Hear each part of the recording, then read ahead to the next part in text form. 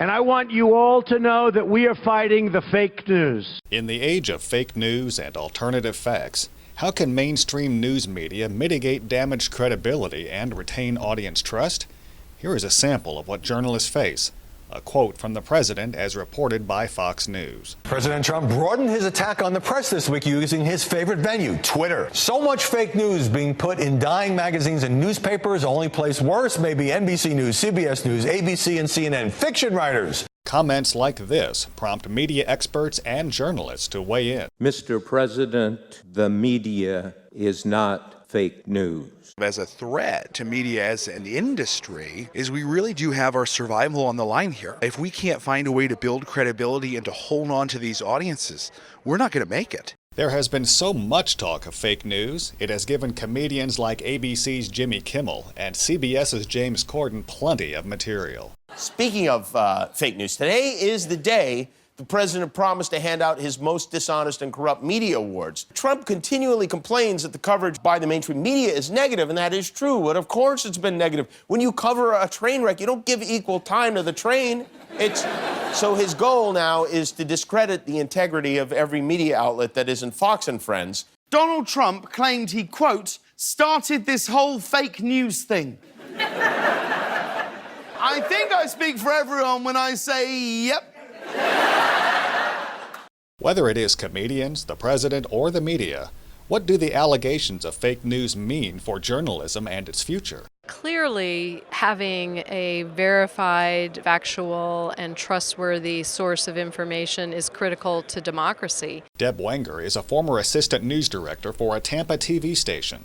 She says we have reached the point of an all-hands-on-deck time in journalism history. Every news organization, every journalist, every member of the public needs to be thinking about how can I be sure that I'm informing myself with legitimate information. Wenger, now a professor and assistant dean at the University of Mississippi, says whether or not you think the president is right, or whether or not you believe there is fake news, clearly, there is misinformation being spread by individuals, sometimes inadvertently by news organizations, and we all have to do our part to stem that flow of false information. A few days ago, I called the fake news the enemy of the people, and they are. The war is being won by those with the loudest megaphone, with 38 million Twitter followers. Former TV news reporter and now professor at Marshall University, Chris Swindell, says repeating the label of fake news has caused fake news itself to become a means to deflect objective reality. Then I think it has larger implications, not just for the journalists, but for the republic. It is the definition of fake news. CNN's Jake Tapper has served as chief Washington correspondent since 2016. Here is an excerpt from his show, The Lead with Jake Tapper. This is America, and you can believe whatever you want to believe. But in a thriving democracy, truth matters and facts matter. We learned in the campaign that Donald Trump can be cavalier about facts and truth. But Tapper also told his audience it goes both ways. There's also a lot of incendiary nonsense against President Trump on the left these days that is just as fake and just as free of any evidence, both in progressive media and all over Twitter, being retweeted by otherwise sensible folks. President Trump says he is not against all media. I'm not against the press. I don't mind bad stories if I deserve them. But I am only against the fake news media or press. I'm against the people that make up stories and make up sources. Speaking at the Broadcast Education Association's annual conference, Syracuse University doctoral student John Borden described 3 types of fake news. There are fake news accusations that politicians may use to undermine criticisms of their policies or their practices. There are accidental types of fake news where news agencies, we do our best, but sometimes we just get it wrong. And then finally, most dangerously, fake news where maybe someone or some group has willfully manipulated or misrepresented the truth. Not you, not you. Your organization's terrible. Here's the president upon receiving a question from a CNN reporter at a press conference. No, I'm not going to give you a question. I'm not going to give you a question. You are fake news. Washington Post investigative journalist Bob Woodward says the reporting needs to get both facts and tone right. The press, especially the so-called mainstream media, comes under regular attack, particularly during presidential campaigns like this one and its aftermath. Woodward, speaking at the 2017 National Correspondents' Dinner televised by CNN, adds, like politicians and presidents, sometimes the media make mistakes and go too far. When that happens, we should own up to it. But the effort today to get this best obtainable version of the truth is largely made in good faith. One of the great things about the digital age is the ability of new generations of users to generate their own content, according to John Borden. At the same time, though, the overflow or the amount of content makes it increasingly difficult for the public to filter through and identify credible, believable sources, and to ensure that the news stories they're sharing on Twitter or Facebook are in fact communicating the truth to their friends and family. What we want to see in the United States is honest, beautiful, free, but honest press. We want to see fair press. I think it's a very important thing. We don't want fake news. And by the way, not everybody is fake news, but we don't want fake news. Longtime CNN host Anderson Cooper says words matter, telling his audience that fake news claims present real danger. On this program, we try not to talk about the president's fake news jabs any more than necessary. They're clearly designed to undermine the reporting of this outlet and others that the president simply doesn't like, no matter how many sources or facts are included. But shouts of fake news are not just an annoying distraction or a political dog whistle. They are actually dangerous. The innovation chief at the Walter Cronkite School of Journalism and Mass Communication at Arizona State University, Eric Newton, explains what he says is the bottom line concerning fake news. When you have major politicians around the country accusing honest, basic journalism being fake, and you have news organizations that are not jumping up and vigorously defending themselves, it's helping confuse everyone about what's real and what's not real. Newton says allegations of fake news have caused significant damage to the credibility of journalism. People already have difficulty understanding what's news, what's real, and what's not real, because in cyberspace, everything is disconnected from the original package, the original brand. And people associate the stories they get with the platforms they get them from and not from the actual source of information.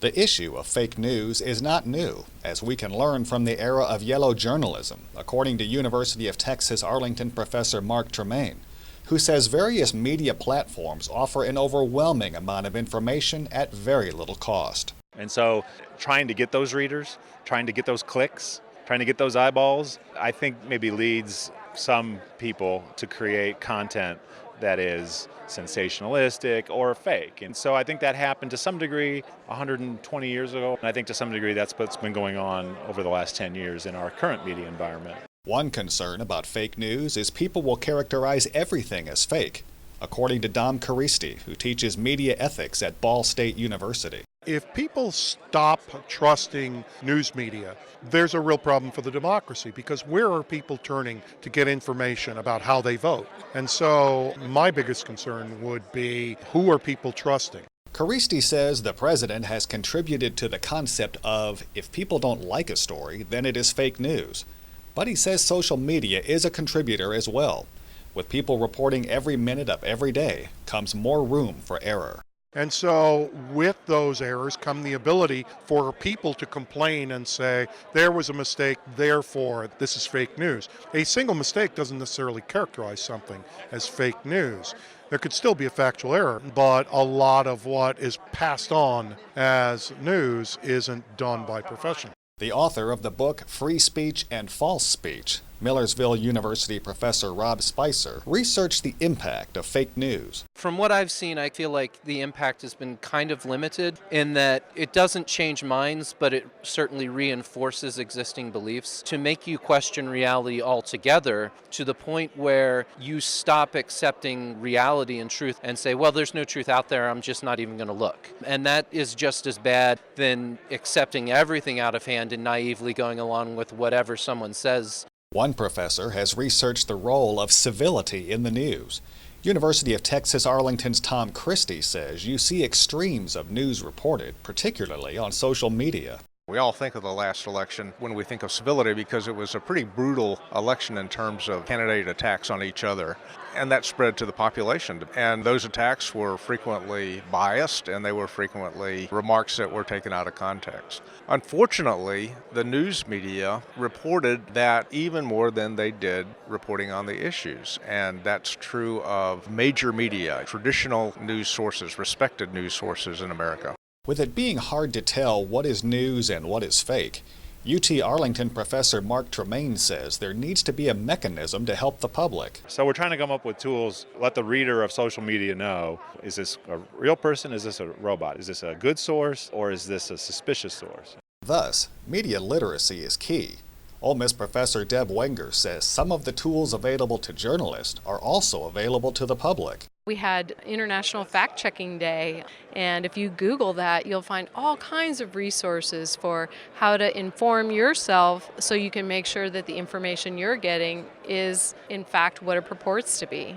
All of this raises the question, how do we move forward? Arizona State's Eric Newton says it will take nothing short of a major societal effort because, as he says, if you think it's bad now, wait until fabricated audio and video is perfected. And you can hear someone say something they never said or see them say something they never said. That's really going to confuse us. Did they say it? Did they not say it? And without much larger effort in detection software and public education, we're really not going to give the public the tools it deserves to try to sort out what's real and what isn't, especially given its role in the digital age as being central to news distribution. CNN's Jake Tapper offers his conclusion on fake news. This is a time for all journalists to be extra careful about our own reporting, to make sure that we adhere strictly to facts and cogent analysis. And this is a time for you, the public, to demand evidence from your leaders and from your media, even if you already agree with the politics of the person on your TV. Fake news erodes journalistic credibility and predisposes the audience to believe future deceptions. It is up to reporters to dispel rumors, half-truths, and downright lies through old-fashioned journalistic detective work. This is Terry Likes reporting.